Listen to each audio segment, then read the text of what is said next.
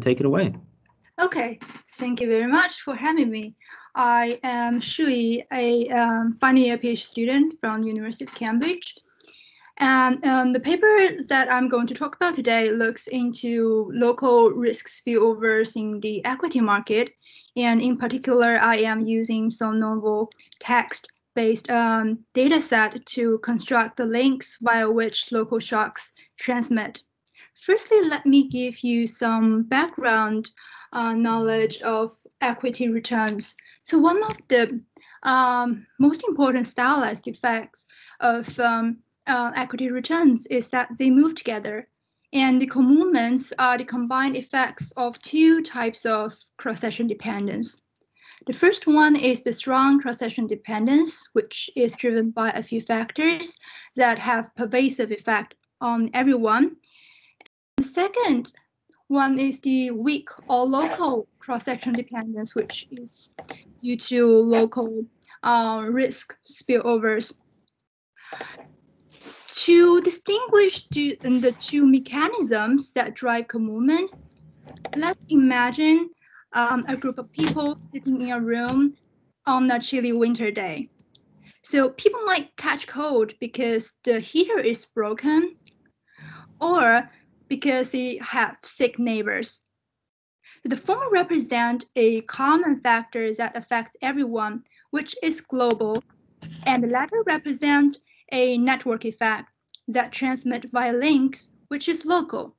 Excuse me for my lame photoshopping skills.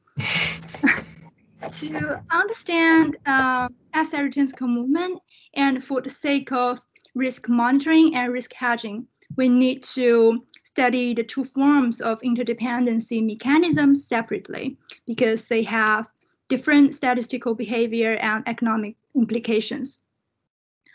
Well, factor models have long been used to model the strong cross-section dependence. Many studies have found the connectivity in the defactored returns to be non-negligible, given we are living in a more and more interconnected world. And the quote-by-quote idiosyncratic returns from the factor model are not that idiosyncratic.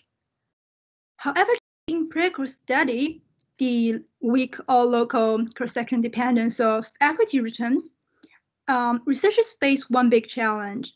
That is, we don't have very much knowledge of the business links among firms. The network architecture, which corresponds to the sitting plan in the previous example, is key to study local risk spillovers. So in this paper, what I do is firstly to identify business links among firms using extensive business news from Business Wire. The method uncovers a wide range of links that facilitate local risk spillovers. Link type includes strategic partnership, joint venture, outsourcing, financing, customer supplier, merger acquisition, business lines acquisitions, and so on. And the links can be updated in a high frequency. Then I'm going to use the novel text-based links as the channels from which local shocks transmit and quantify the spatial-temporal risk spillovers among the linked firms. I aim to answer the following questions. How do local shocks travel over time and space? And two questions related to micro and macroprudential policies, respectively. Are there any systemically important companies? And how do the intensities of local risk spillovers evolve over time? Lastly, how do we benefit from the novel data set comparing with alternative models? And our major comparison is the high-dimensional VAR using Lasso. Do we have a better performance? This paper relates to three strands of literature. The first one is risk spillovers via observed links. For the listed work, they use interbank data, customer supplier links, and sector-level input-output table. Those data sets suffer from one or more of the following disadvantages. Firstly, proprietary. For example, the interbank data that they use is not publicly available. not complete as they cover only a certain type of economic links, and not granular. The input-output table that a small group uses is aggregated at sector level, and they are all updated at a low frequency and are lagged. On the other hand, our text-based links offer some opportunities. Firstly, they are constructed using public sources and able to recover a wider range of links via which local shocks transmit, and they are granular and can be updated in a high frequency and in a real time. The use of textual analysis for economic research is the second branch of literature that my work relates to. Textual analysis allows us to fill in the gaps in the data availability induced by limited disclosure and slow update. It's a promising technique to obtain new data, complementing traditional economic data set. Examples of recent development on how textual analysis has helped us to construct new data set include the measurement of sentiment, the economic policy uncertainty, the quantifying of the otherwise hard to measure company fundamentals, and more recently link mining. Lastly, our work relates to literature of identifying links from a panel of financial data set.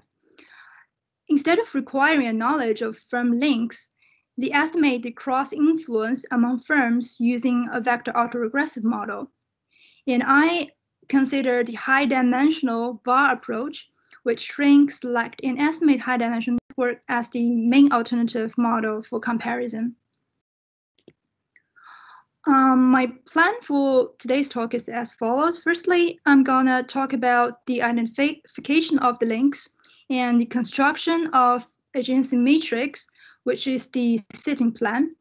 And then I'm going to talk about how I use the linkage data to quantify local risk spillovers using a spatial-temporal model and my application to the S&P 500 stocks. This figure gives a typical business news from LexisNexis academics. LexisNexis has a textual analysis algorithm which extracts the names and the tickers of the companies mentioned in the news. For example, this news tags two companies, RGS and AXP. And from the body of news, we can see that these two companies announced partnership. And our identification assumption is if a piece of business news reports two companies together, then they have some sort of business relationships. And I use a n by n agency matrix W to store all the links identified in the sample news. N is the number of sample companies, and an entry, Wij, gives the strength of the link between I and J, and it is weighted by the number of times that I and J are mentioned in different news. Alternative weighting schemes will be elaborated in the empirical section. So although here we are using a particular feature of the LexisNexis, but for any text data that does not have this feature, we can generalize and extract firm names ourselves by natural language processing. Here is a demo of the natural language processing for the same piece of news about Regis and American Express. If we feed in the text, the organizations in the text will be recognized. Given a stock universe, then we can match them with the stocks either by name or by the ticker. Let's go back. So here's a plot of full sample network identified using all the business news from 2006 to 13. Color of the nodes denote which sector the company is in, and the sides of the nodes are proportional to its degree of connectivity. And I classify stocks into 6 pharma-French sectors according to their standardized industrial classification code. There are several large nodes in the center and many small nodes around them, indicating a core periphery structure. Big banks like, maybe you cannot see that very clearly, and big banks like Citi, JP Morgan, Goldman, Bank of America, and high-tech giants like Microsoft, and big manufacturers like GE and PG are at the center of the graph. Also, companies within the same sector appear as clusters, indicating a lot of intra-sector relationships. To gauge the number of within and cross-industry links, I aggregate links at sector level, and in the parentheses, I normalize. We have row normalization in percentages. So consistent with the sector-based clusters in the previous graph, within sector links account for around 30 to 50% of the total links for every sector. In particular, high-tech sector has the highest percentage of intra-sector links, as they are very well connected with each other to develop products together and form strategic partnerships. On the other hand, the consumer sector has the lowest percentage of within sector links. As in the previous graph, the red nodes are more scattered than other nodes. Okay, given time constraint, I won't go more details into the network characteristics. Then I'm going to talk about how to model local risk spillovers in my empirical application to the SP500 universe. To address the two mechanisms, the strong and weak cross-section dependence in a separate manner, I adopt a factor plus spatial two-step procedure. The first stage, I model the strong cross-section dependence.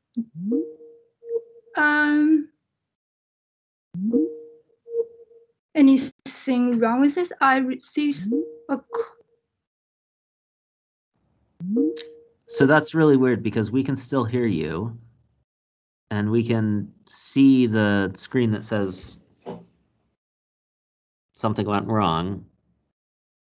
Can you still hear us, Shuyi?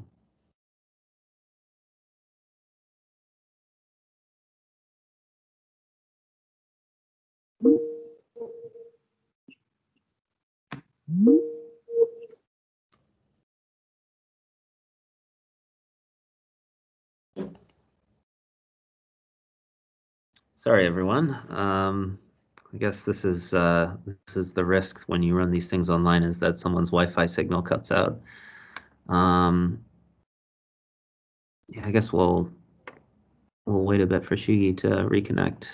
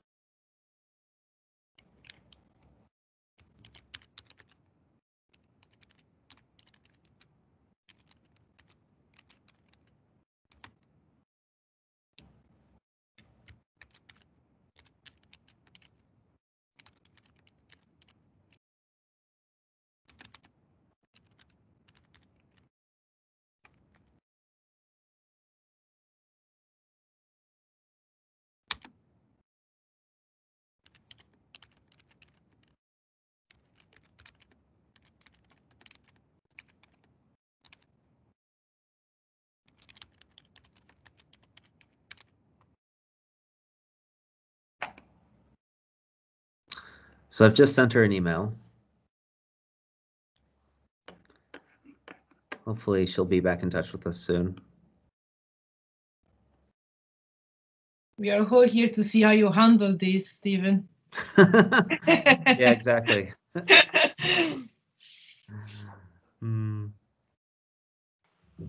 I have the feeling is that she might have got a call coming in, which kind of cut her off.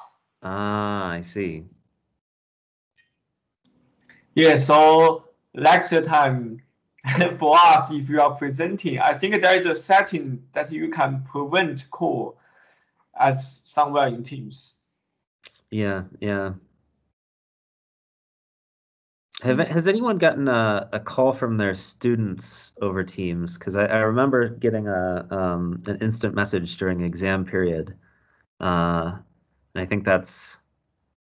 I got instant messages, not calls yet. I got emails during the exam period rather than calls. Yeah, no, I mean, emails are fine because, you can deal with them as they come. And oh, I think she's back. Yes.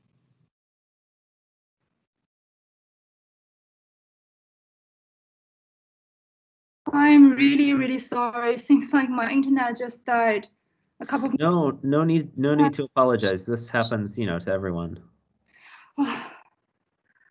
So let me share my screen again. Can you see my screen? Yep. Okay. So where were we? The estimation process. Yeah, to address the two mechanisms, I apply a strong plus weak two-step procedure. And for the first step, I use I model the strong cross-section dependence using a hierarchical factor model. On the left-hand side, we have the excess return of stock I in sector G at time t. On the right-hand side, we have finite number of market level factors that affect everyone, and a sector level factors that affect everyone in that sector G. After the first stage, we collect the factored observations, which is the residuals from the factor model. In the second stage, I model the local risk spillovers in the factored part using a heterogeneous spatial-temporal model. The first part is the autoregressive part, which captures the temporal dependence only. And the second part is the spatial-temporal part. The thing in a bracket gives the weighted average of i's neighbors' idiosyncratic returns at t minus k. And the weights are wij, which is proportional to the number of times that I and j are conventioned. As a convention in spatial econometrics, we rho normalize w so that wij sums to 1. K equals to 0 correspond to the contemporaneous spatial dependence, and K bigger than 0 correspond to dynamic spatial dependence. Each individual is allowed to have their own coefficients. For panel with large T, homogeneous coefficient assumption is both unrealistic and unnecessary. Modal parameters can be estimated consistently for any n as long as T is large enough. Again, the reason why I adopt a two-step procedure is to distinguish the strong and weak cross-section dependence. If we don't remove the common factors at the first stage, we will find everyone is connected with everyone simply because they are all subject to the effect of pervasive factors.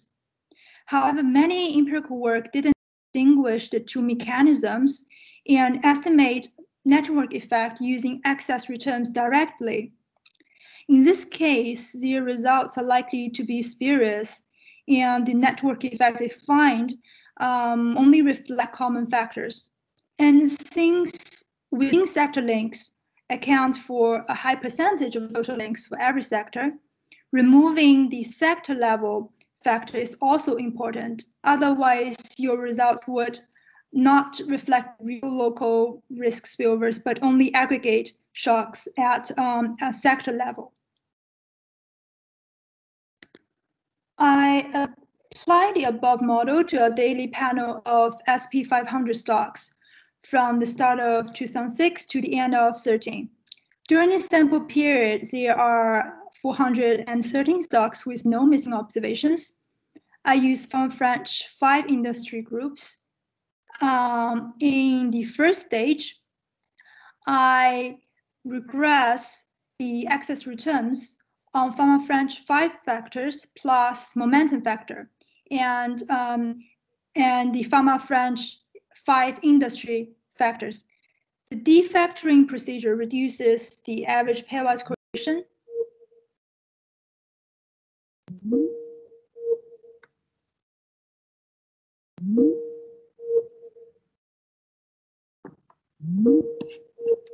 Stand by, everyone.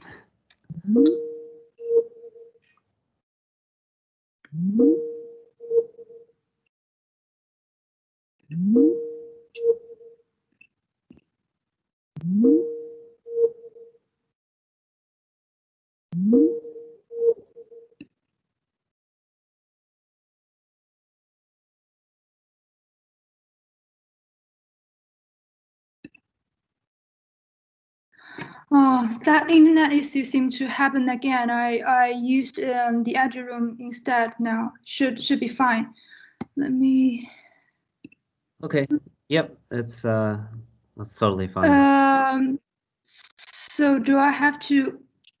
Can you still see my slides? Yes, we can now see the slides again. Okay. Okay. Where are we? Oh, so I'm talking about the first stage. After the defactoring process, the average pairwise correlation is reduced from as high as 0.43 to as small as 0.008. So that the remaining cross-section dependence should be local and should not reflect any common factors. In the second stage, the heterogeneous spatial-temporal model can be consistently estimated using a quasi-MLE when T is large enough. I let the maximum lag order to be 5, given that returns are not very serially correlated. And the adjacent matrix is constructed using order links identified over the sample period. And this table shows the full sample estimation results. Since each firm has its own coefficient, it's impossible to present them all. And I follow Bailey and his co-authors to summarize the individual heterogeneous parameters by the mean group estimator. If we assume individual parameters are distributed randomly around a common mean, then the mean of the group can be estimated using the cross-sectional average of individual parameters when n is large enough. The estimator is denoted as the mean group estimator. And the first row of this table gives the mean group estimates for each coefficient here. And the second row gives the standard errors. And the third row gives the percentage of individual parameters that are significant at 5% level. Because for each parameter, actually there are n individual parameters. This is the mean of the n. And this gives out of n what the percentage of them are individually significant. We have a mean group estimate of C0 being 0.3.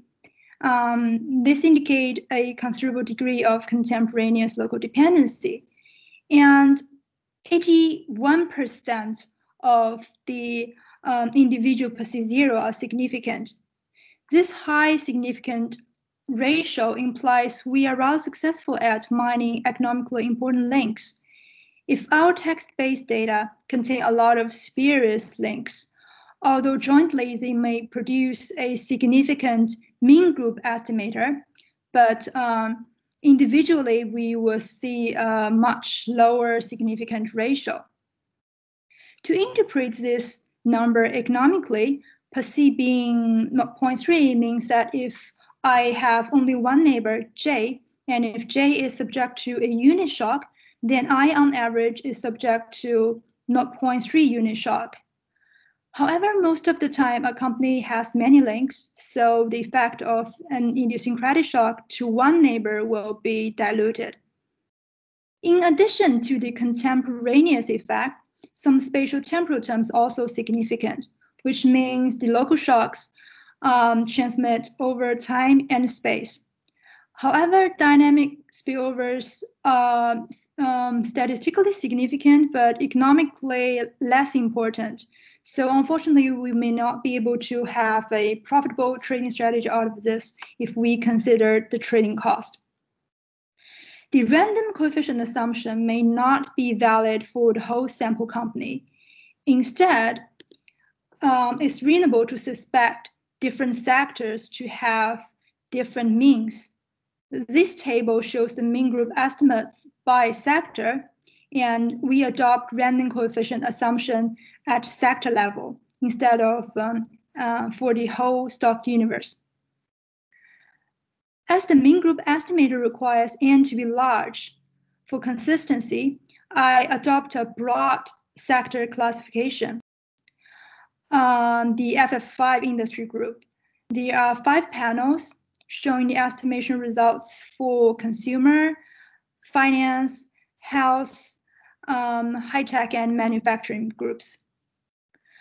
The sectorial heterogeneity is substantial, with the financial group and manufacturing groups have the largest exposure to neighbors' shocks. Another fact is that financial firms have more pronounced dynamic spillover effect. For the spatial temporal terms to at any lag order, we can see that the percentage of significant individual parameters is always around 30%, which is like twice as large as that from other sectors.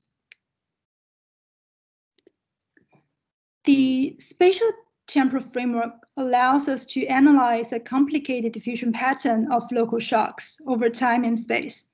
The parameter estimates that I showed earlier only shows a part of the picture. To summarize the spatial temporal diffusion pattern, I use a generalized impulse response function. The n/1 vector, GIH delta k omega t-1 gives the effect of a primitive shock to firm K at time t to the whole system H period ahead, given all the past informations. And for horizon H, we can compute the n/1 generalized impulse response function from firm 1 to firm n. And put them together, we have an n/n H step ahead spillover matrix DH, where GIK is the case column of it. And a typical entry, DIJH of the matrix, give the directed spillover from J to I at horizon H. For normalization purpose, I let the size of a shock to be 1. Given the n/n spillover matrix DH, we can summarize the individual level cross effect using the row sums and column sums of the matrix, which correspond to the total spillovers to a firm and total spillovers from a firm. In network theory, they are referred as the in degree and out degree, respectively. This figure plots the histogram of the in degrees and out degrees for the contemporaneous spillover effect. Both distributions are right skewed. There are a small percentage of firms respond negatively to neighbors' shocks, but almost all firms are net positive spreader of the risk. Another feature is the out degree distribution has heavy right tail, meaning that there are a small percentage of companies contribute a lot to the system. The next figure plots the degree distribution of dynamic spillovers. We can see from the estimation result table already that although dynamic spillovers are statistically significant but economically less important.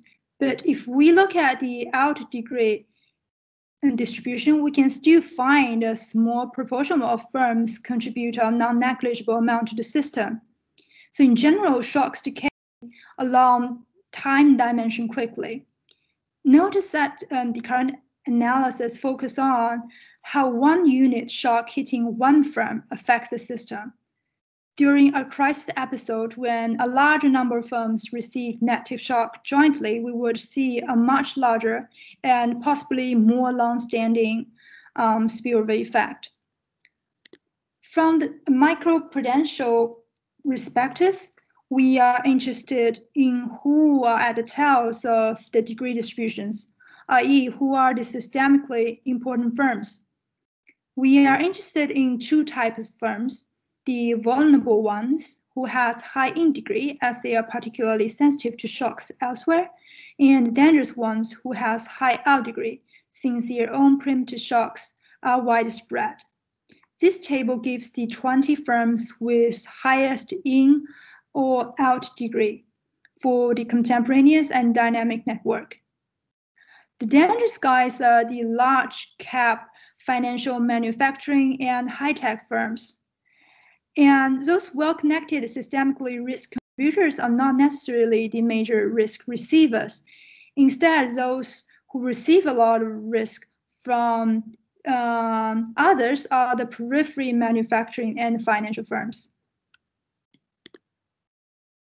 Since equity returns movements reflect both the strong and weak cross-sectional dependence, it's important for macroprudential policymakers to understand how those two forms of dependencies evolve over time and what role have they been played. I conduct a rolling window analysis from 2006 to 2013, and the window size is 251 days, the number of trading days in a year. And we track the change in the composition of SP 500 index as the members come and go. And on average, there are 447 stocks for each window that have no missing observations for each window. And then I conduct a two-step estimation procedure using all the news published within that window. The figure plot the time series of mean group estimates of the contemporaneous spatial parameter. It reveals an increase in the intensities of local dependencies during times of financial turmoils. It has a clear peak around the Lehman Brothers bankruptcy and a second but smaller peak around the European debt crisis. If we plot the mean group estimates by sector, we can see that consumer, finance, and manufacturing sectors are more cyclical. And other groups have rather different time series pattern, especially the health sector, which is non-cyclical, move in opposite directions with those three sectors. Well, the weak cross-sectional dependence intensifies during the financial crisis. The strong form of cross-sectional dependence, as documented in Bailey and his co-authors, loses importance. They measure the strength of market factor by the exponent of CSD, which is denoted as alpha, and it is the non-linear transformation of the percentage of stocks that load significantly on the market factor. According to finance theory, market factor is a strong factor that affects every stock. Thus, alpha should be 1 in theory. I replicate their exercise, and the left plot shows the time series of alpha. It's very close to 1 most of the time, but significantly depart from 1 during the crisis episodes.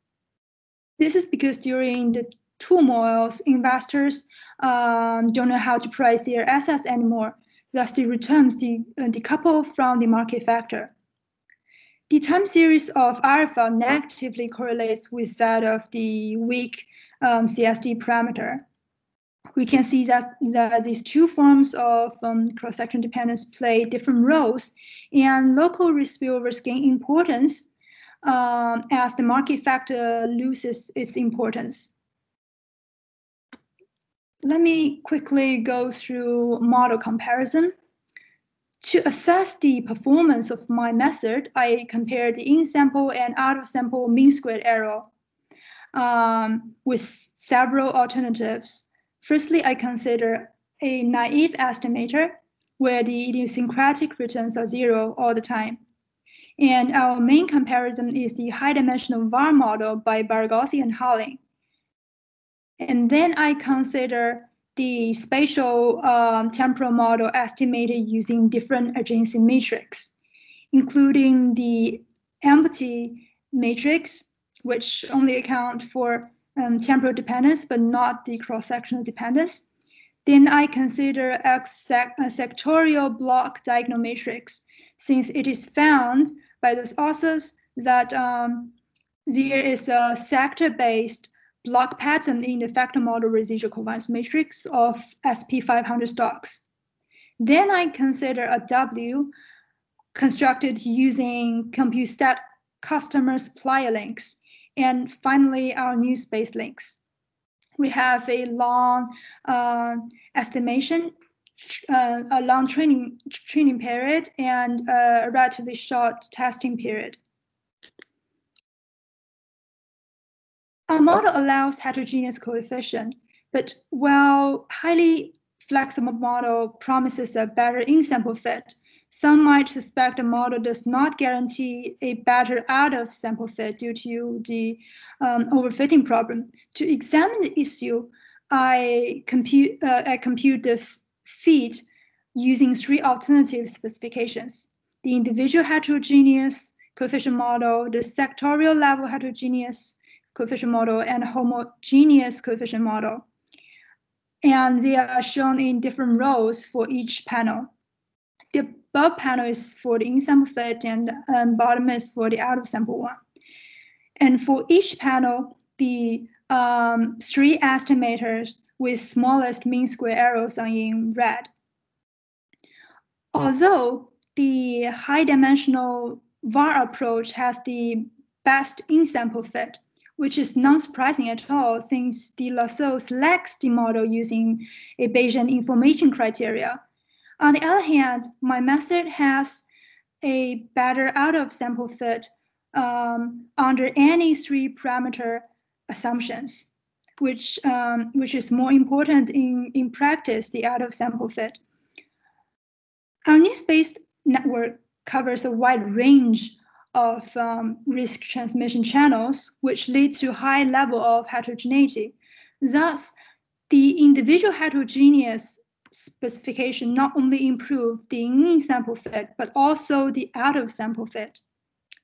On the other hand, for other Ws that cover only a single channel of risk transmissions, the sector level heterogeneous model produces the best out-of-sample fit.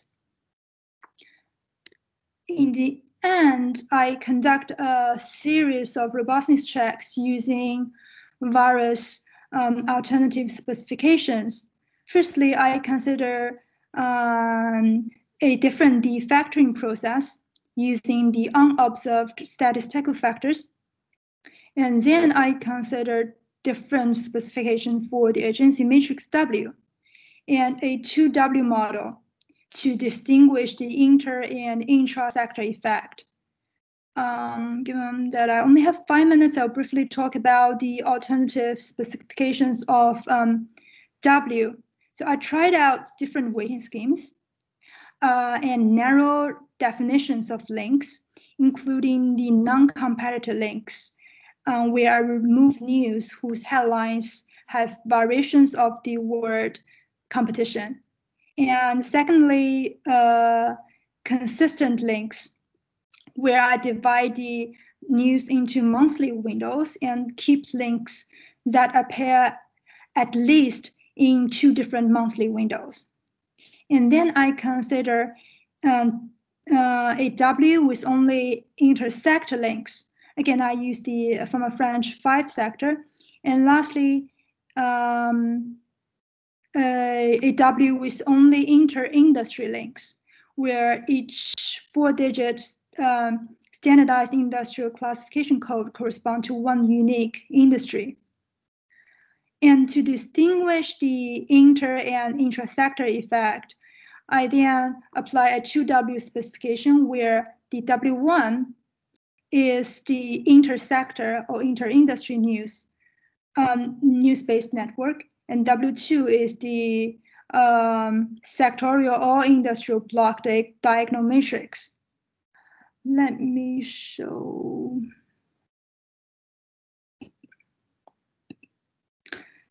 So this is the results using alternative Ws under the 1W model. The first 5 give similar estimates, but if we remove intra-sector or intra-industry links, then estimates become much smaller, showing that intra-sector and intra-industry links contain important information and should not be discarded.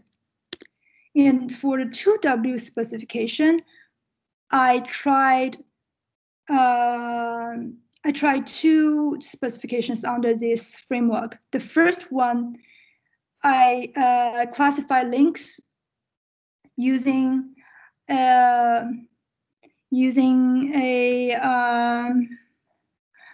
the French 5 industry classification code. And the second one, classify links using the 4-digit standardized industrial classification code. And each SIC code corresponds to one unique industry. So we have both a broad and a granular classification. Under both 2W models, conditional on the block diagonal matrix W2, the inter-sector or inter-industry links that we identified continue to have a significant effect. The last frame gives a detailed comparison of fit. So in our baseline model and the 1W model with non-competitive links, and the 2W model with inter-industry and industry block diagonal matrix produce the best fit among various alternatives that we have tried. A quick summary. So in this paper, I use novel text-based links as the channels from which local shocks transmit. And then I use the links to investigate the local dependencies among linked firms. This is what I find. I find stocks linked via newspaper conventioning exhibit excess co-movements beyond what is predicted by the standard as a pricing model. And I use a generalized impulse response function to build spatial-temporal spillover matrices.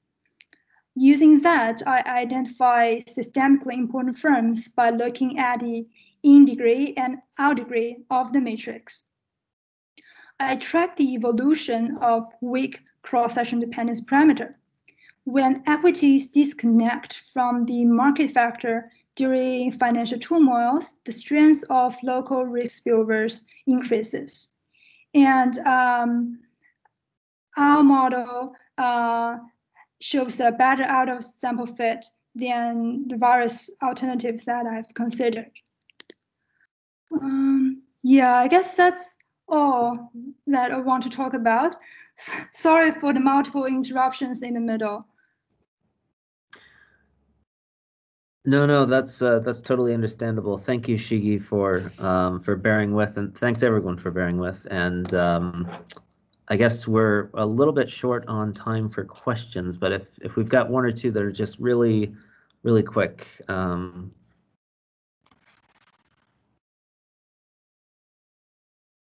I didn't notice any coming up in the chat.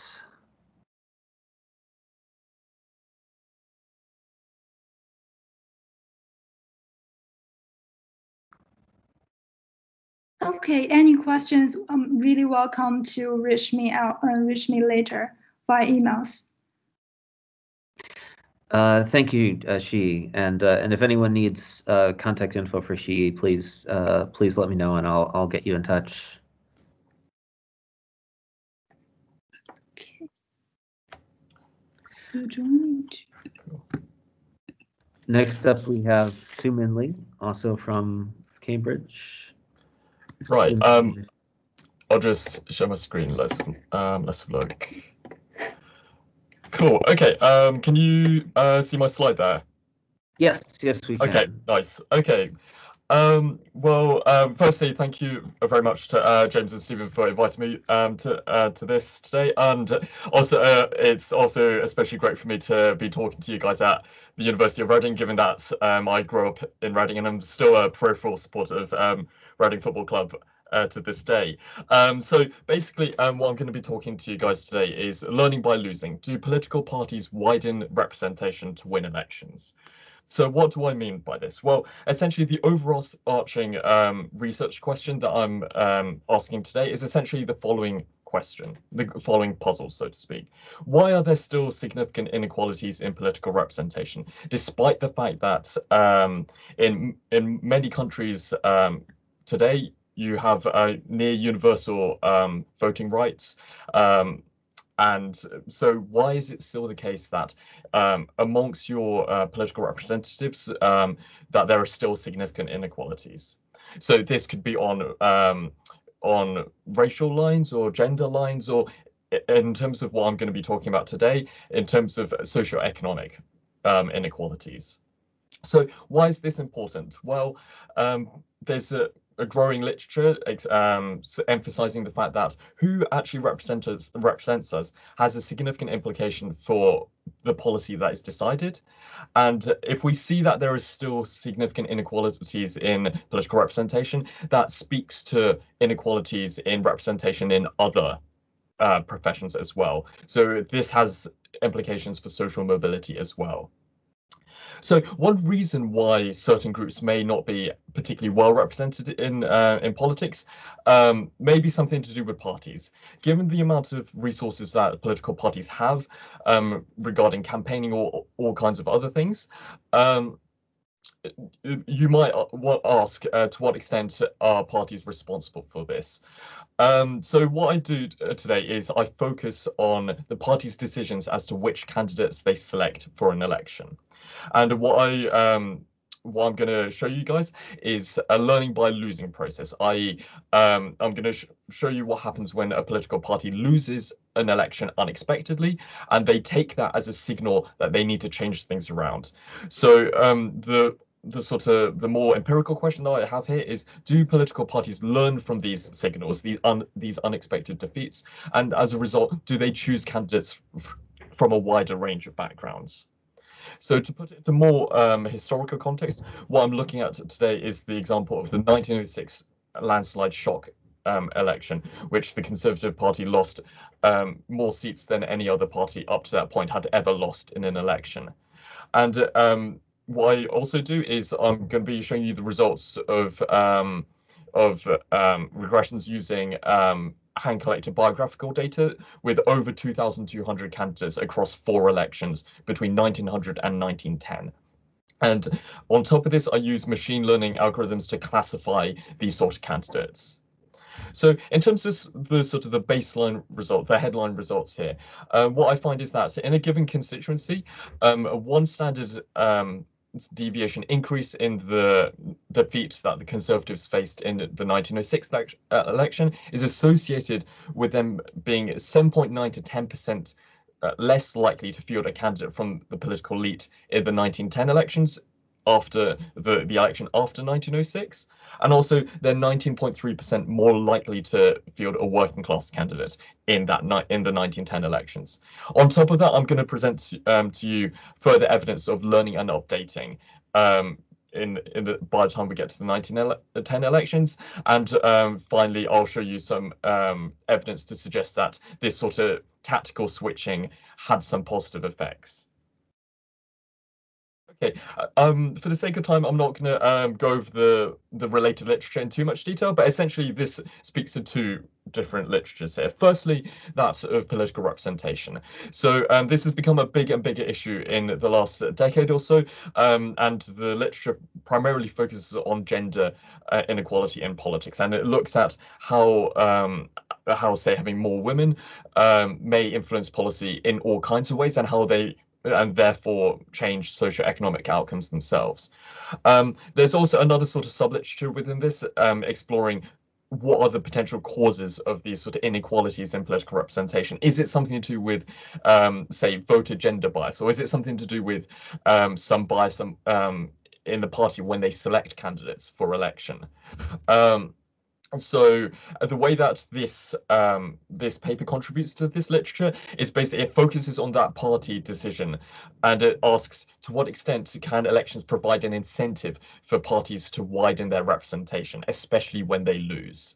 The second literature that this is related to is the set of work that links political participation and policy. For example, to what extent does extending the franchise in the early 20th century lead to increased economic redistribution by the government, or to what extent does increased youth participation in politics increase their education spending? What my paper does here is suggest that there's a missed stepping stone in between these two things, which is essentially political representation. To what extent does the demand for policy actually change things unless there is a change in the supply for these sort of policies, and that's driven by the sort of people that you have in these political parties. Okay, so what I'm going to do now is go through a brief conceptual framework for how the rest of the paper's going to work, a sort of theoretical motivation for the empirical strategy that I employ later. So the key question to all of this is, why do candidates' characteristics matter? So for example, you think of the sort of Hotelian model, the sort of Downs political competition models. They speak more to say competition across policy platforms. So why do the sort of characteristics of candidates matter, whether it's their race or their gender or their social economic background? So I argue this is important to both voters and important to parties as well. So firstly, it's important to voters for two potential reasons. Firstly, the type of candidate that a political party fields in an election may be a commitment device to future policy. So for example, if you have a political party that switches its candidates to a more working class type of candidate, that may be a commitment device to bringing about policies that are more favourable to the working class in the future. And this may be a better commitment device than merely just changing that manifesto that can get changed potentially overnight. Secondly, there's a more behavioural explanation, which is this social identity theory that from the political science literature, which is that voters to some extent care about the characteristics, the type of candidates, even beyond the manifesto that they're trying to advertise.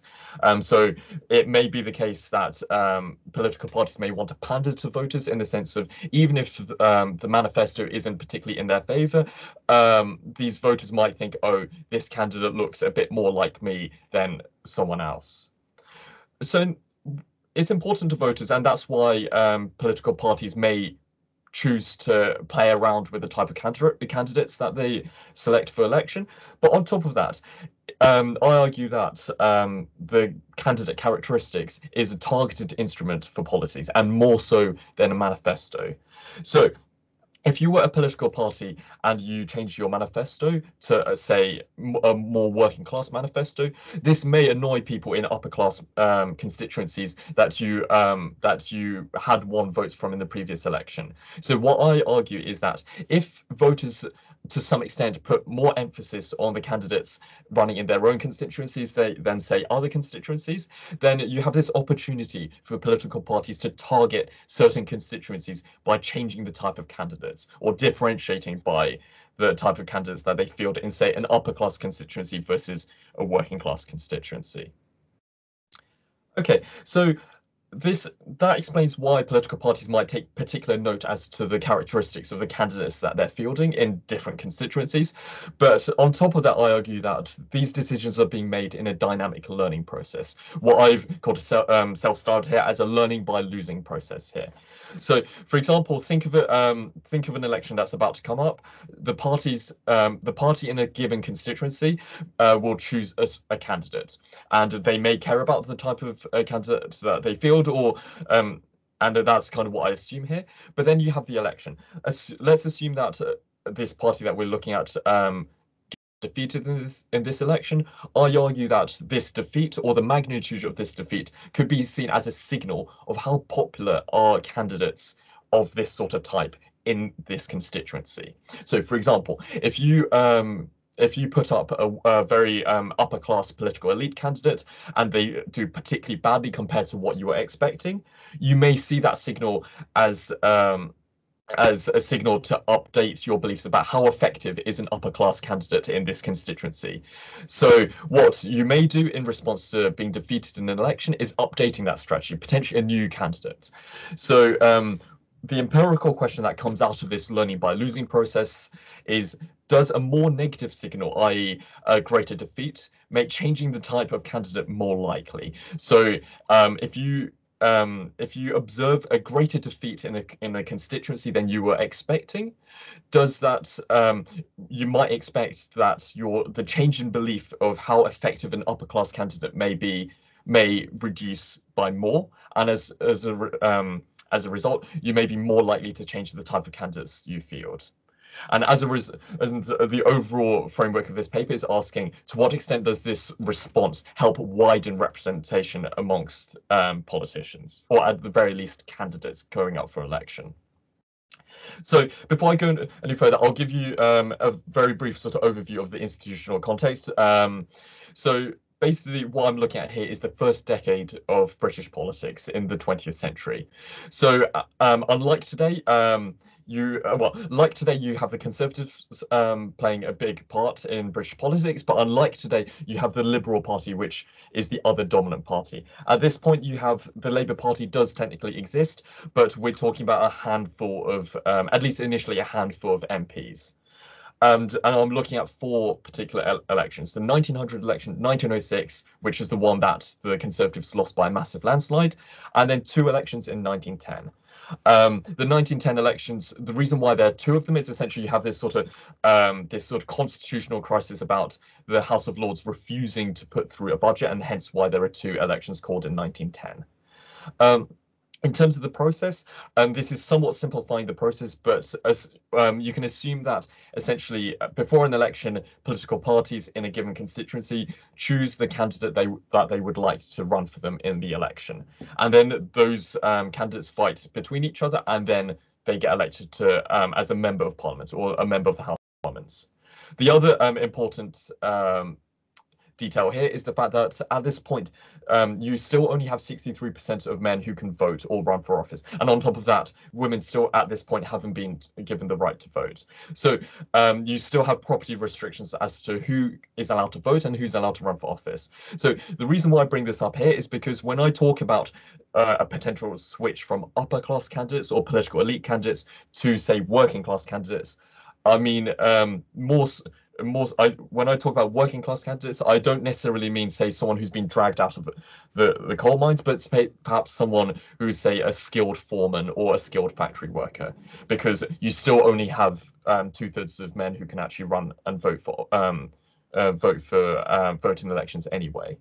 So as to what the sort of the policy platforms that these two parties were running on, well, the Liberal Party essentially are very supportive of redistribution. So when the Liberal Party win the election in 1906, having not been in power for almost 2 decades, what they do is bring about the very first state pensions, the very first state-wide unemployment benefits, sort of free school meals, sort of protection for trade unions and the like. And in stark contrast, the Conservatives throughout this decade are firmly against this. Even despite losing the 1906 election, they do not change their manifesto for the 1910 elections. But as I'm about to show you, what they do is change the type of candidates that they field. And I've already argued in the conceptual framework why a political party may choose to switch the type of candidates rather than necessarily the manifesto in order to appeal to these voters that they've lost. So, as I said on the previous slide, the Conservatives lose this 1906 election pretty spectacularly. So they've been in power for 2 decades. However, in this election, they lose 246 out of their 402 seats in Parliament, which is the largest loss in British electoral history up to this point. And on top of this, this includes all of the almost all of the cabinet, all but 3, and this includes the Prime Minister. So you think about how monumentous a result would be if the current Conservative government were completely wiped out to the point where even Boris Johnson lost his seat. So, on top of that, anecdotally and also in terms of sort of historical evidence, you see a lot of blaming the Conservative Party for being out of touch with working class voters, and as a result this provides some motivation as to why would the Conservative Party want to change the type of candidates away from this sort of political elite candidate to, say, a working class candidate. So in that case, why have I taken you all the way back to 1906? Well, there's 2 main reasons here. Firstly, the fact that this was an unexpected result. What I'm arguing here is the fact that this is very much an unexpected signal, which then changes beliefs and therefore strategy going into the 1910 election. So the reason why I can argue it's an unexpected result is, firstly, the magnitude of it. It's not something like this hasn't happened before, and secondly, on top of that, there's sort of an unexpected result in terms of geographical variation. For example, if Prime Minister Arthur Balfour at the time knew that he was under particular threat, you would have thought that more resources would have gone into campaigning for him in his own constituency, whereas you don't actually see particularly much campaign spending going on in his own constituency. On top of that, the reason why I look at this election and why I actually look at the UK compared to, say, the US is because you have particularly strong party control over candidate selection. The reason why this is important is that if we see changes to the type of candidates that the Conservatives field in 1910, we can ascribe this to the fact that this is a positive decision by the Conservative Party. And this isn't because you have lots and lots of new working class candidates signing up to be members of the Conservative Party, but because the Central Conservative Party has chosen to opt for working class candidates. Another reason to sort of support this view is the fact that at this point MPs aren't actually paid. So they have to very much either be an MP off their own backs in terms of their own sort of expenses and things like that, or the central party, whether it's the Liberal Party or the Conservative Party, has to pay for these expenses. So it's not as if you can get a working class candidate just coming out of the woodwork and just running for office themselves. So if we do see changes in the type of Conservative candidates in 1910, what I'm arguing here is that it is a result of the Conservatives observing an unexpected signal in 1906 and learning from that defeat, and therefore choosing different sort of candidates in 1910.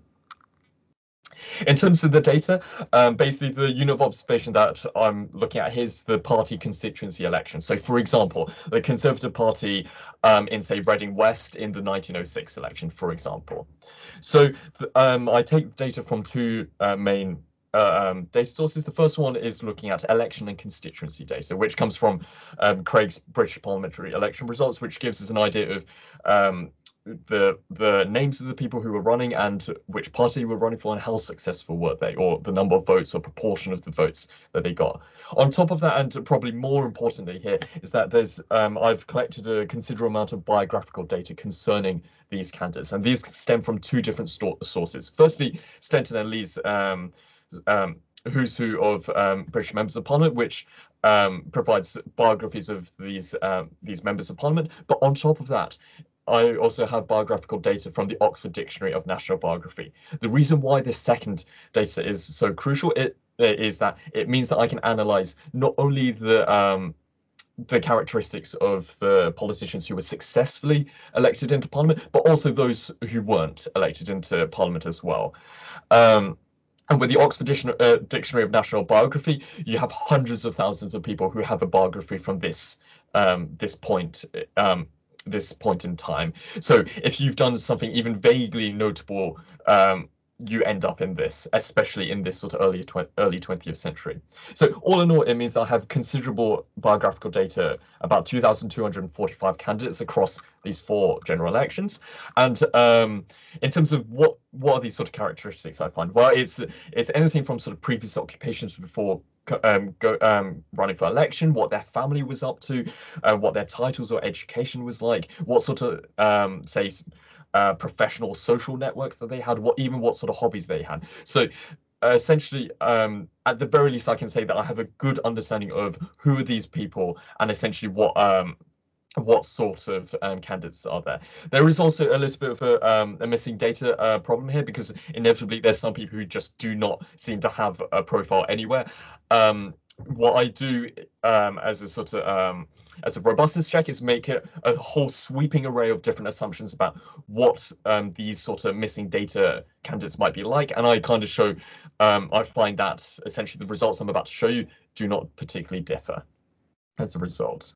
Okay, so in terms of what do these biographical data sources look like? Well, on the left-hand side is this Stenton and Lee's Who's Who members of Parliament, and on the right is an extract from the Oxford Dictionary of National Biography. And essentially, as you can hopefully appreciate here, is the fact that you really do get a decent sort of insight into the lives of these people. So overall, what I'm trying to work out is this candidate someone from the political elite, or are they someone very far away from that? So, for example, Reginald Jaffray Lucas on the left-hand side was educated at Eton and at Trinity College, Cambridge, and so on. So basically, we can kind of get a decent idea that this person may have been, to some extent, part of the political elite. Another part another sort of motivating trend that we have here is that what is essentially the trend of the characteristics of Conservative candidates from 1900 to 1910. So what I've got here is basically showing you the decrease in the proportion of Conservative candidates who have one of these characteristics. So, for example, say you have a 16-17% decrease in the proportion of Conservative candidates who were from, say, Oxbridge, and likewise, sort of significant decreases in the proportion of Conservative candidates who have all of these other characteristics that intuitively we might describe as being potentially being part of a political elite. So I've used this phrase, the political elite, several times already here, and I should be more clear as to what I mean by this. So given sort of Britain's class structure at this time, which it might be a fairly easy question. However, I try and cut through this ambiguity as to what does it mean to be part of the political elite. So what I do is use 2 different types of machine learning algorithms. So the first of which is the support vector mechanism, or the SVM, and then the latent Dirichlet allocation, so the LDA. So what I do with these 2 machine learning algorithms separately is that I aim to try and aggregate all of this sort of comprehensive biographical information that I have on these candidates. And the reason why I'm doing this, rather than just looking at individual characteristics, is basically because it reduces prior judgment about the relative importance of different characteristics.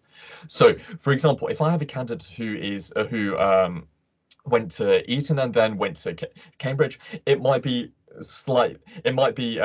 fairly clear-cut as to whether they're part of the political elite or not. However, if you have someone who went to, say, a comprehensive school and then went to Trinity College, Cambridge on a scholarship, then it becomes less clear as to whether they're part of the political elite. Is it the fact that they what's more important, their sort of socioeconomic background of their families, or the sort of the education that they have, or the jobs that they have once they leave university? So the reason why I use these machine learning algorithms is essentially to fill in these sort of ambiguous cases in between.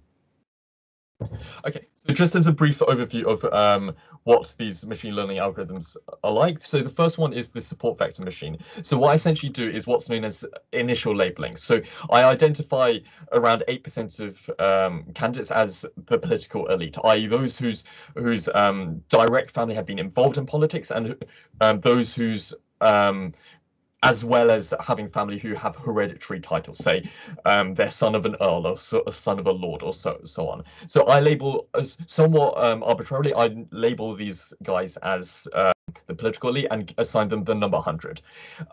On the other hand, I also label these outsiders who essentially I define, say, 9% of there are 9% of candidates who are both who basically are manual laborers, but and on top of that, whose parents were also from the working class as well, and I assign them the number 0. What the SVM essentially does is it essentially assigns a number between 0 and 100 for all the other candidates in between. So essentially what you get left with is this variable called elite SVM, which is the percentage probability that a candidate is the member of the political elite. So it can be anything from 0 to 100. On top of that, I use the LDA separately as a sort of robustness check for all of this as well. And the process that is fairly simple as well. You specify a certain number of groups. I choose 3, but these results are robust. I've tried it from anything from 2 to 7.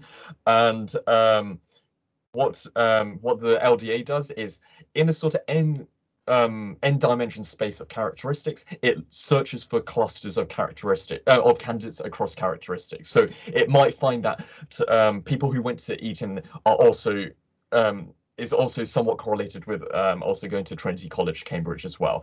And you might find, say, in this case, you find 3 different clusters of people trying to maximize the distance between these clusters.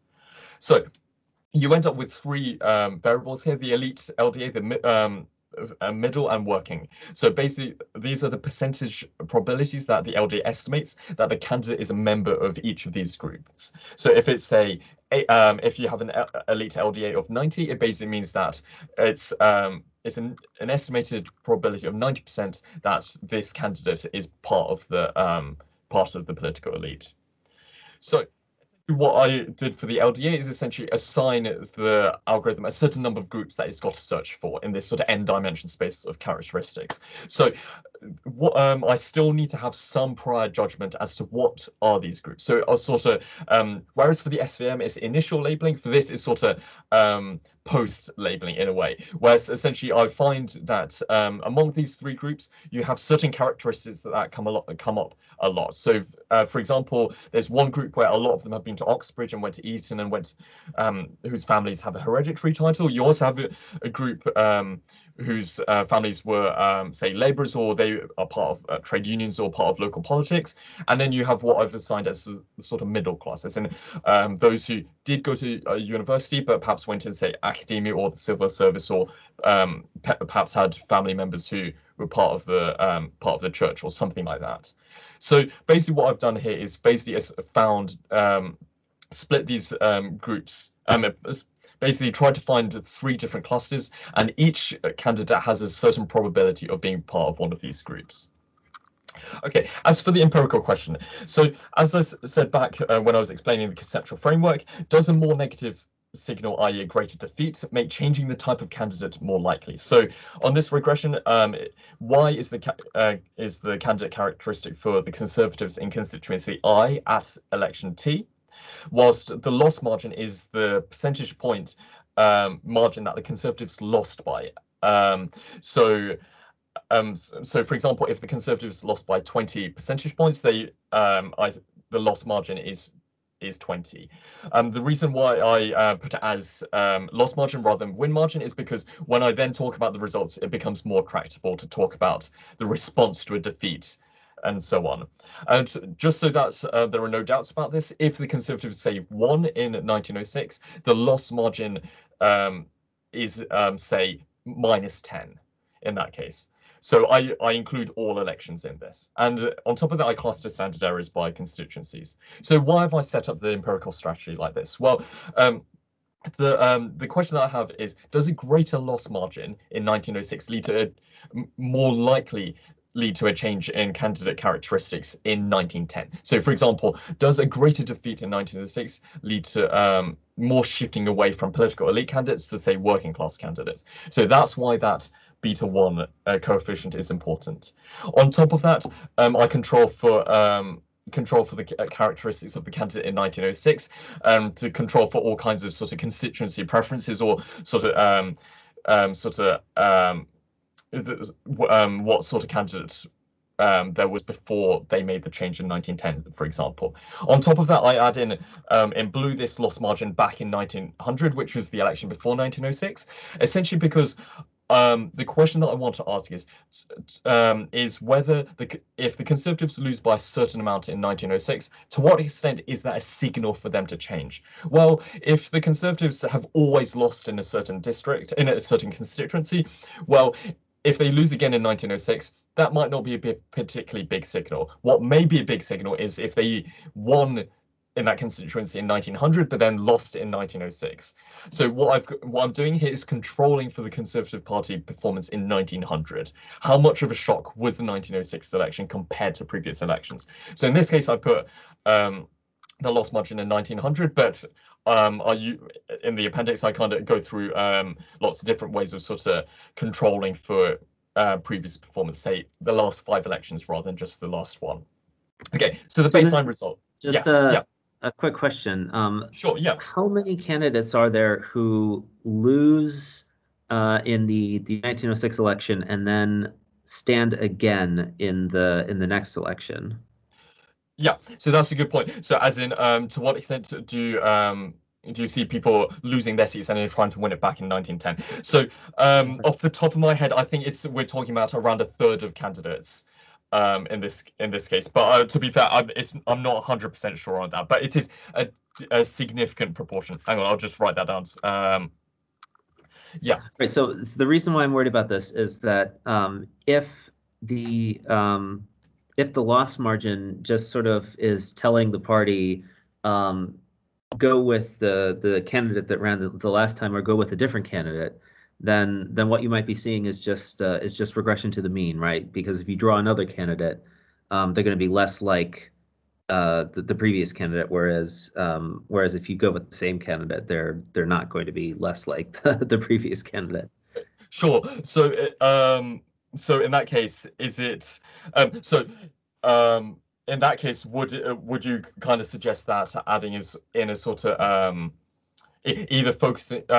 Would you suggest it's more about focusing on constituencies where the Conservative Party did change, or? That's right. So if they're going to pick a new candidate, what kind of new candidate do they pick, rather than just looking at what's the difference between the candidates that get put forward again and the new candidates? Okay, so that's an interesting point actually, because then it kind of it gives you an opportunity to look at, say, the extensive margin rather than intensive margin, and what you've suggested is more, say, the intensive margin of conditional on changing. What do they change to? So I completely agree with that point. As it happens, one of the results later on looks at, say, what's the difference between, say, merely losing versus just having a candidate who stays on, for example. So, but thank you for that point. Yeah, sorry, can I ask you one clarification? Can you repeat, please, what is your dependent variable again? Sure. Sorry. Yeah. No, that's absolutely a fair point, and I probably wasn't clear enough here. So basically, the dependent variable here, this y, is essentially the variables that I calculated using the LDA and the SVM. So, for example, it'll be the percentage probability that a candidate is from a certain group. I see the probability. Perfect. Thank you. Yeah, not a problem. Okay, so basically what you find in the initial baseline results is evidence of some switching. So, for example, in column 1, what you have is the dependent variable being the probability that the candidate is from the political elite according to this SVM, and basically you have you find that the greater the loss margin you have, the less likely that the Conservatives choose a candidate from the political elite in 1910, and you get an interesting picture when you then look at the LDA results, which is essentially you see this sort of switching from political elite candidates to, say, working class candidates, and you get positive but not particularly and not significant results for, say, the middle class. So put it into slightly more sort of tractable, sort of more sort of a real context here. Basically, what I do here is show you what essentially happens to the percentage probability that the Conservatives choose a candidate from a given group in response to a one standard deviation change in the defeat in 1906. So what we find is this sort of one standard deviation increase in the defeat in 1906 leads to, say, according to the LDN SVM, say a 5.1 or 5.9% decrease in the likelihood that you choose a candidate from the political elite, and then you see that, say, for the working class, it's say around sort of 4% over there. So in terms of what further as to what does this mean, it essentially means that for your average constituency, in response to one standard deviation increase in the margin of defeat in 1906, this is equivalent in your average constituency to a 7.9 to 10% decrease that the Conservatives choose a candidate from the political elites. And likewise, the flip side is the fact that for your average constituency, it's a 19.3% increase of the likelihood that this candidate is going to be from the working class. Okay, just to show you that there's no sort of like dark magic going on behind the scenes. Essentially, what I do is regress it according to all of this, a lot of these sort of separate characteristics. And what you find with all of the rows apart from the bottom one is that if you have an increase in the loss in 1906, you get decreases in the likelihood that the candidate in 1910 has one of these characteristics, which broadly, intuitively speaking, we would say is more likely to be part of the political elites, whether it's being part of Oxbridge or the number of school connections you have in Parliament and so on. The exception to this is the working class characteristics at the bottom, and you find that an increase in the defeat margin leads to more of these candidates from working class backgrounds. Okay, so there's an obvious falsification test to be made here, is the fact that is this effect unique to the Conservatives? So in the conceptual framework, I argued the fact that this is a learning process, and all the historical and anecdotal evidence shows that the Liberals learnt their lesson beforehand, before 1906. For example, they make an election pact with the Labour Party in 1903, not to compete against each other as much as possible. So the Liberals understand that the sort of popularity of, say, candidates from the political elite might be waning, or the popularity of, say, more working class policies might be increasing. So what I should find is that that this effect should be unique to the Conservative Party. So what I do is basically include an interaction for whether you're a Conservative candidate or not, and I include every single candidate that I have information on here. So what we find is on the left-hand side of this graph is that there's basically no particular change. There's no change in the type of candidates you field in the 1910 elections if as to your 1906 loss margin. However, the Conservatives, as described in the previous graph, they do respond to a defeat in 1906 by changing their candidates, switching them from the political elite to working class.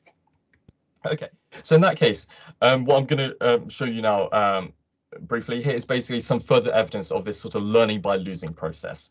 So one way of approaching this is looking at constituency heterogeneity here. So basically, are there some constituencies where a given signal, a given loss margin is likely to be seen as a greater signal? So for example, somewhat related to Stephen's points earlier, what about the constituencies where the Conservatives won or lost in 1906? So I've been looking at this in terms of loss margins, but what about if the learning process is slightly more crude than that, as to whether it's just about whether the Conservatives lost or not? So what I do is include an interaction between the loss margin and whether the Conservatives lost in 1906.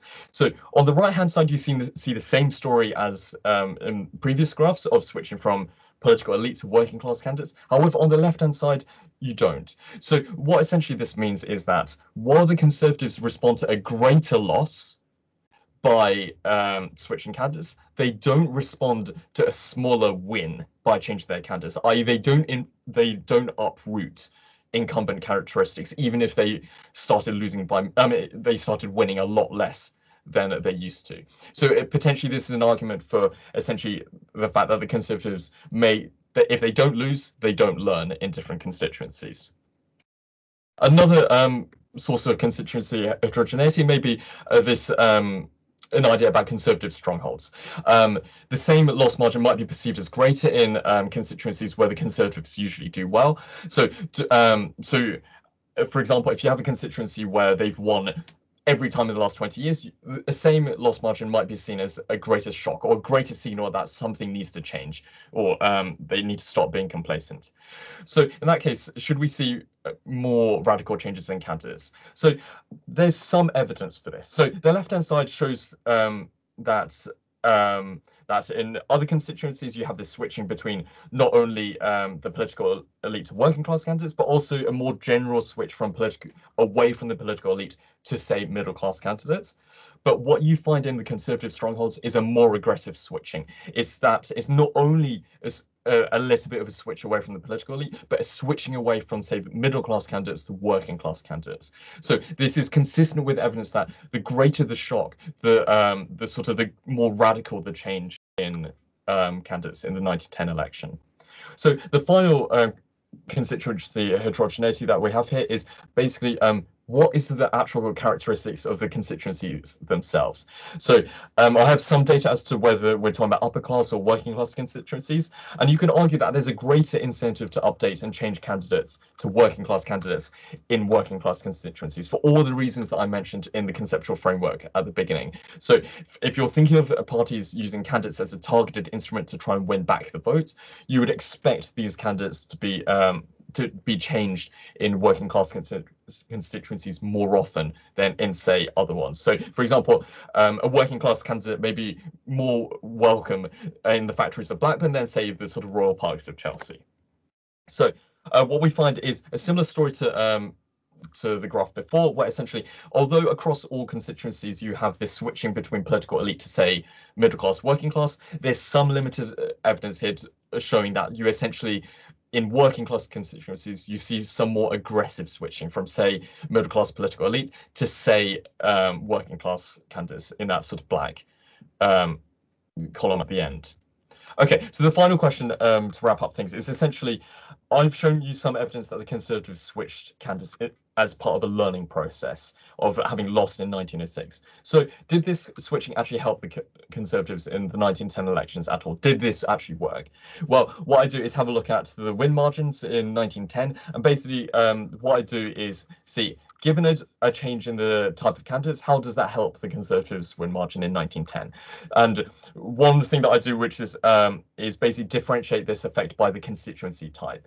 I've already given you some motivation as to why we might need to be careful about the type of constituencies. For example, a given change in candidate from political elite to working class may be better received in some constituencies than others.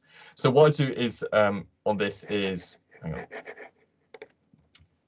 on, just showing you a simulation of essentially a one standard deviation in the probability that a candidate is part of the political elite and how that plays out in a given constituency. So you find that if you make this change in candidates from, say, political elite to working class, this plays very badly in the upper class constituencies, whereas it plays well in middle class and working class constituencies.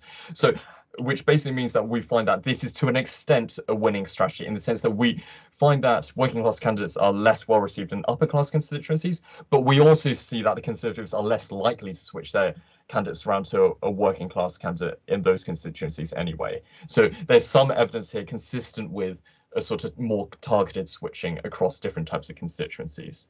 So overall, what I've presented to you here is basically some evidence that elections and sort of especially electoral defeats and this learning by losing process may encourage parties to select candidates from a wider range of backgrounds, and this may help a wider range of people get into politics. And this basically has implications for future trends in political representation, and not just for, say, the working class, but potentially for other groups of people who are traditionally underrepresented in politics. Thank you for listening, and if you've got any questions, I'll be very, very happy to hear them.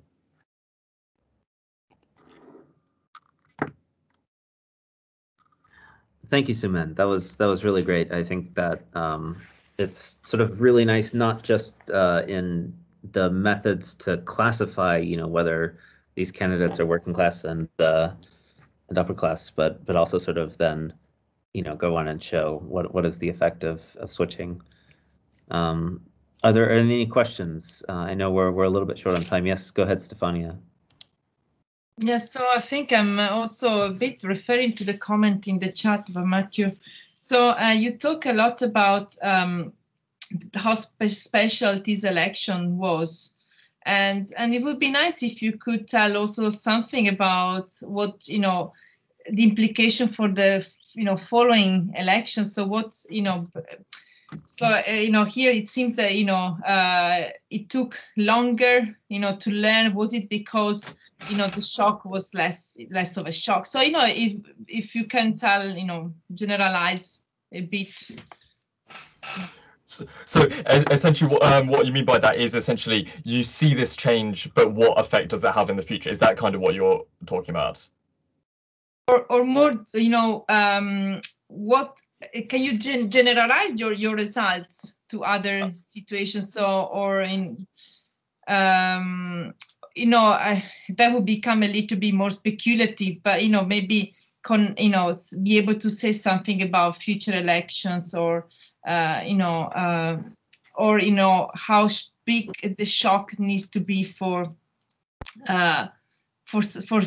changes to happen, and but that, I guess, it goes beyond. It's more like a discussion section where you try to connect. Yes. Yeah, no, fair enough. Yeah, as in there's this question of under what circumstances do parties actually learn from this? Because if Yes. no, which is fair enough. Yeah. Christoph? Yeah, hello. I'm actually from the political science department. I was interested in this, so thank you. I'm a bit familiar with this literature on sort of social identity and voting and so on. But I have a question. Did you consider the intra-party dynamics? Because there are sort of usually two ways, or at least two ways for parties to react to those shocking defeats. One is the one you mentioned, so that you move closer to the electorate. In other cases, sort of the rank and file demands more ideological purity. This can also happen that you lose, and then the rank and file thought that the candidates were too moderate. That happened a couple of times in UK history. If you look on the Conservative Party after John Major was ousted out of office, they had William Hague and Ian Duncan Smith, which were clearly unelectable for Prime Minister. Same for Labour in the 70s, and under Corbyn, where sort of the moderate camp lost and the sort of loony left gained ground. Have you sort of incorporate any of these intra-party dynamics by the early 20th century? Because they also might play a role that some strategic politicians say, go to the center ground. The other ones say, well, we need to be even more conservative or even more elite.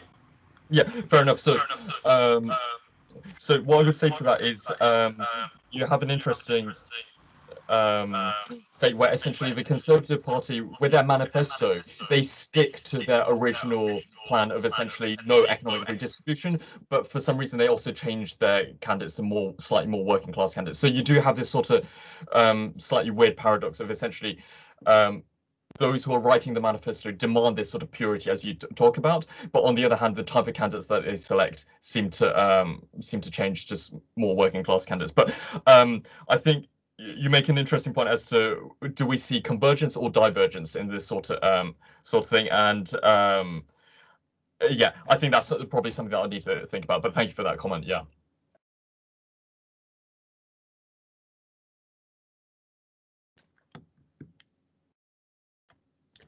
Sorry, Christoph, I think I muted you because there was some echo on there. I don't know how to. Right. Yeah. Okay. Matthew, do you have a question real quick to make? Yeah, it was having been involved in these sort of selection processes. What Christoph said, I sort of said something similar in the chat, and there is a thing of the party controlling. It is the internal battle within the party of who controls individual selections now in certain parties. So, for instance, Christoph mentions kind of Labour Party, but historically that would have been the same right back almost from its founding, and it would be you need the sort of structural change within the party, which can take longer to get the sort of, if you like, endemic control over key marginal constituencies. But that's different in the Conservative Party to an extent. It's much more top down in terms of its sort of local constituencies, and it has less members certainly now. But I think traditionally it did, certainly in more recent times. So, yeah, I mean, the 97 defeat for Conservatives and the 79 defeat for Labour are, I think, the biggest comparisons, because the other seismic change is 45, but the war is obviously the big effect. And Labour had an awful lot of candidates that, I mean, basically people had no idea who those people were. But you've got in the 97 election, Labour had people who were selected a year or two before, but some of those people were going to be very different to the people that were in 92 or 87 in the elections where the areas where they won. Anyway, that was it, really. No, that's a fair point. Yeah, because this is one notable thing that I found going through people's sort of historical accounts of this, is the fact that the Conservatives have a sort of astonishing control, that sort of central party, in terms of selecting the candidates, because they're holding all the purse strings, essentially, unless you're sort of,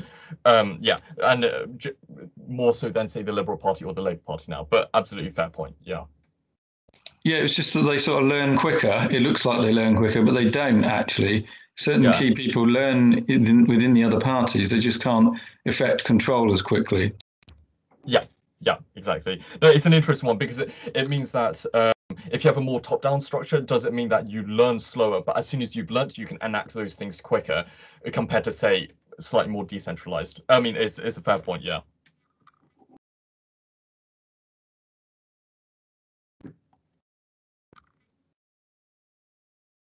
So if there's no more questions, I'd like to thank both Shuyi and Sumin for agreeing to present today. It's a very good job, and thanks for getting over the technical hurdles and the weird new format. But yeah, thanks everyone for showing up. And if you'd like me to get you in touch with either of the two speakers, please let me know. Otherwise, have a good afternoon, and we'll see each other next week. Thank you. Thank you. Thank you.